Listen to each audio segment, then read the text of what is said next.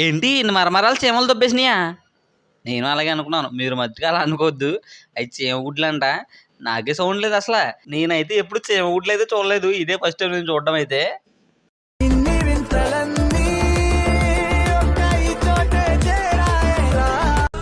చలికాలం కదా, రాళ్ళ కింద గట్రా చాలా చీమలు ఇలా గుడ్లతో అయితే చాలా దారుణంగా ఉన్నాయి. ఇవైతే నేను నిజంగా చూసి చూడగానే గుడ్లు అయితే అనుకోలేదు. ఫస్ట్ పురుగులు అనుకున్నాను, లేదంటే ఏ మరమరాలో దొబ్బుకొచ్చేసి ఉంటాయి అనుకున్నాను. కానీ మేము చూసింది ఏకంగా పంట పొలాల్లో. ఈ పొలాల్లో మరమరాలు ఎక్కడ దొరుకుతాయిరా దీనికి అనుకునేసరికి మా ఫ్రెండ్ గాడు అంటున్నాడు ఈ లోపల, ఒరేయ్ మరమరాలు కాదురా బాబు, చీమ గుడ్లు ఎప్పుడు చూడలేదా నువ్వు అసలు అంటున్నాడు. నేనైతే చూడలేదు, కానీ మేము ఆ రాయి తీసి చాలా తప్పు పని చేసాం అనేసి నాకు చాలా బాధ కలిగింది. ఎందుకంటే అక్కడ అన్ని గుడ్లు ఉన్నాయి. చీమలు కూడా చూసారు కదా, చాలా చీమలు అయితే ఉన్నాయి.